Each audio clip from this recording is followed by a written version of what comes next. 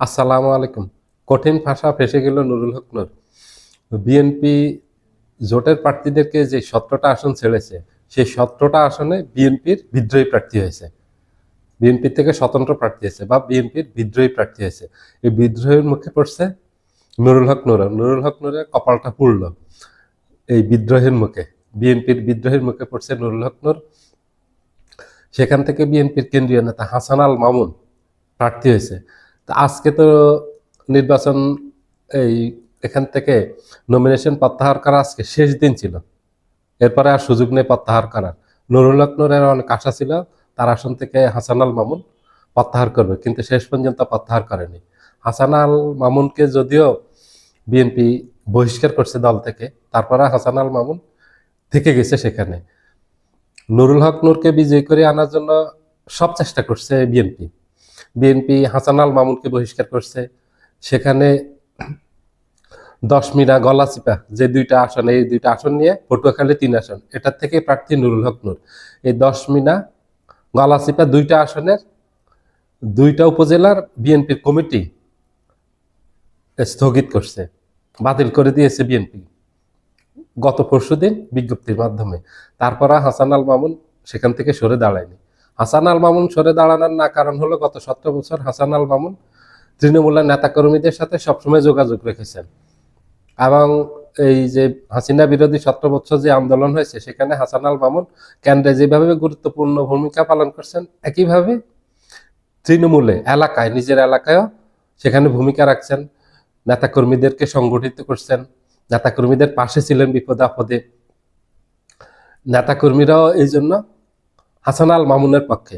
এই যে দুইটা উপজেলা কমিটি বাতিল করে দিয়েছে, তারপরও নেতাকর্মীরা কিন্তু সবাই দলের মূল নেতাকর্মী সমর্থক যারা আছে বিএনপির, সবাই হাসান আল মামুনের পক্ষে। ওখান থেকে নুরুল হক নূর বিজয়ী হওয়ার সম্ভাবনা একেবারে শূন্যের কোটায়। যদি মিরাকেল কিছু না ঘটে তাহলে হয়তো নুরুল হক নূর হতে পারে, নাইলে নুরুল হক নূর হওয়ার সম্ভাবনা নেই। ধরেন 1% নুরুল হক নূর হওয়ার সম্ভাবনা, আর 99% নিশ্চিত হলো হাসান আল মামুন হবে, কারণ সেখানে বিএনপির সকল নেতাকর্মী হাসান আল মামুনের পক্ষে, নুরুল হক নূরের পক্ষে নেই। নুরুল হক নূরের গণ অধিকারের ওখানে সামান্য কিছু ভোট আছে, যেহেতু এটা তার নিজের এলাকা। সেখানে হয়তো সর্বোচ্চ 10 থেকে 20,000 ভোট আছে। এখন 10 থেকে 20,000 ভোট দিয়ে তো আপনি এমপি হতে পারবেন না। এমপি হতে হলে আপনার পুরো দুইটা উপজেলার কমপক্ষে 50% ভোট লাগবে। দুইটা উপজেলায় ভোট আছে প্রায় 4 লক্ষ ভোটার। 4 লক্ষ ভোটারের কমপক্ষে আপনাকে 1,80,000 থেকে 2 লক্ষ ভোট আপনার পক্ষে আনতে হবে, নাহলে আপনি এমপি হতে পারবেন না। 1 লক্ষ ভোট দিয়ে আপনি সেখানে এমপি হতে পারবেন না। তো 20,000 ভোট দিতে হওয়া সম্ভব না। বিএনপি কঠিন সমস্যা আছে। বিএনপি পড়ছে কঠিন পাপড়ে বিদ্রোহী প্রার্থীদেরকে নিয়ে। সারা বাংলাদেশে বিএনপির প্রায় 120টা আসনের মতো বিদ্রোহী প্রার্থী আছে। এখন এই বিদ্রোহী প্রার্থীরা বিএনপির মূল গলার কাটা হয়ে দাঁড়িয়েছে। বিএনপি এই বিদ্রোহী প্রার্থীদেরকে যদি মাঠ থেকে প্রত্যাহার করতে না পারে, তাহলে আগামী নির্বাচনে বিএনপির ভরাডুবি অনেকটা নিশ্চিত, কারণ বিএনপির ভোট ভাগ হয়ে যাবে। আর জামাত জোটে যেটা আছে তাদের ভোট ভাগ হবে না, কারণ জামাতের কোনো বিদ্রোহী প্রার্থী নেই। জামাতে বিদ্রোহী প্রার্থী হওয়ার বিন্দুমাত্র সম্ভাবনা নেই, কারণ জামাত একটা ক্যাডার ভিত্তিক দল।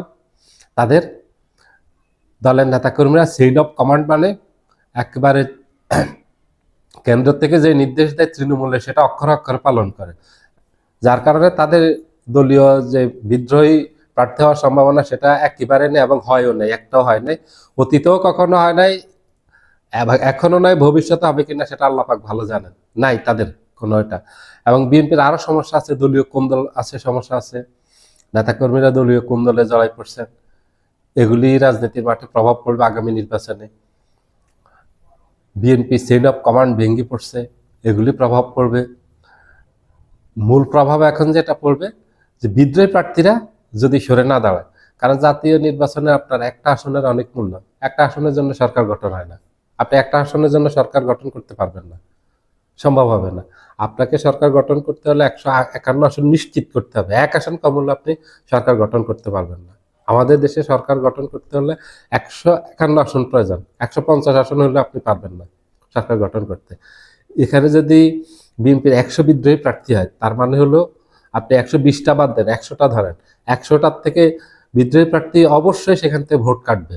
এবং অনেক জায়গায় খুব বিএনপি জনপ্রিয় প্রার্থী আছে, খুব যোগ্য প্রার্থী আছে বিদ্রোহী প্রার্থীদের মাঝে, এবং তৃণমূলে তাদের অনেক জনপ্রিয়তা আছে। মূল প্রার্থীর থেকে বেশি ভোট পাবে বিদ্রোহী প্রার্থীরা, এরকম অনেক আসন আছে। এইভাবে 40 থেকে 50টা আসন আছে, মূল প্রার্থীর থেকে বেশি প্রার্থী ভোট পাবে বিদ্রোহী প্রার্থী। ওইসব আসনে বিএনপি সমস্যায় পড়ে যাবে। আপনি সব হিসাবে যদি বাদ দেন, 50টা আসন যদি ধরেন, তাহলে বিএনপি সমস্যায় পড়ে যাবে। বিএনপি ওগুলিতে বিজয়ী হতে পারবে না। আর সারা বাংলাদেশে 283 আসনে বিএনপি নমিনেশন দিয়েছে, সেখানে সবগুলিতে তো বিএনপি জিতবে না। এই যে জোটকে 17টা দিয়েছে, সেখানে বিদ্রোহী প্রার্থী আছে, সেখানে জিতবে না। 17 আসন থেকে একটাও না জেতার সম্ভাবনা আছে, কারণ সেখানে বিএনপির বিদ্রোহী প্রার্থী খুব এরা পরিচিত মুখ। ঢাকা 12 আসন থেকে আপনার যুবদলের সাবেক সভাপতি সাইফুল আলম নীরব, উনি ফেমাস মানুষ, উনি অনেক ভোট কাটবেন। হাসান আল মামুন নুরুল হক নুরের আসনে উনি ভালো ভোট কাটবেন। রুমিন পারহানা অনেক ভালো ভোট কাটবেন। আর রাশেদ খানের যে আসন দিয়েছে ঝিনাইদহ, ওই আসন থেকে 4 আসন থেকে ওখানে বিএনপির আরেক যুবদলের আরেক কেন্দ্রীয় নেতা সাইফুল ইসলাম ফিরোজ, উনি অনেক ভালো ভোট কাটবেন। এভাবে অনেক আসন আছে, আমি নাম্বার বলতে পারবো, ভিডিও অনেক বড় হয়ে যাবে, বলবো না। বিএনপির অনেক আসন হাতছাড়া হয়ে যাবে ওখান থেকে। বিদ্রোহী প্রার্থী হবে না, বিএনপি যাদেরকে নমিনেশন দিচ্ছে তারাও হবে না, মাঝখান দিয়ে অন্য কেউ হয়ে যাবে। এই ফায়দাটা অন্য কেউ নেবে, তৃতীয় পক্ষ এই ফায়দাটা পাবে। বিএনপি যেটা করতে পারতো, ত্যাগীদের মূল্যায়ন করতে পারতো। আর এখন যারা হেরে যাচ্ছে, এদেরকে বিএনপি আলোচনার মাধ্যমে যে যদি সরকার গঠন করতে পারে, আগামী নির্বাচনে বিজয়ী হয়, তাহলে তাদেরকে হয়তো মন্ত্রী বানানো হবে, অথবা সুবিধাজনক কোনো পদ দেওয়া হবে, তাদেরকে মূল্যায়ন করা হবে। এটা করতে পারতো, এটা করলে বিএনপি লাভবান হতো।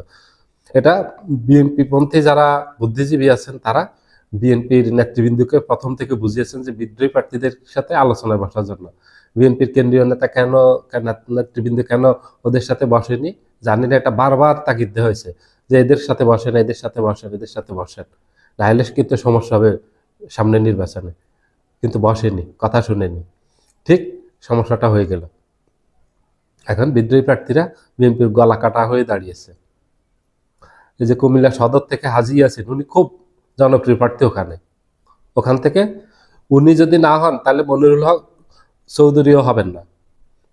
ওখান থেকে মনিরুল হক সাক্কুও নির্বাচন করতে পারেন, তাইলে এখানে বিএনপি হবে না। এখানে বিএনপির সঠিক সিদ্ধান্ত নিতে পারেনি, ভুল সিদ্ধান্ত নিয়েছে বিএনপির ভুলে বিএনপি আগামী নির্বাচনে পরাজিত হবে। কারণ সঠিক প্রার্থীদেরকে বিএনপি এবার নমিনেশন দেয়নি, অনেক যোগ্য প্রার্থীকে দেয়নি, অনেক ভালো প্রার্থীকে বিএনপি মূল্যায়ন করেনি, অনেক ত্যাগী প্রার্থীকে মূল্যায়ন করেনি। দলের এই ভুল পদক্ষেপের কারণে দল হেরে যাওয়ার সম্ভাবনা বেশি আছে।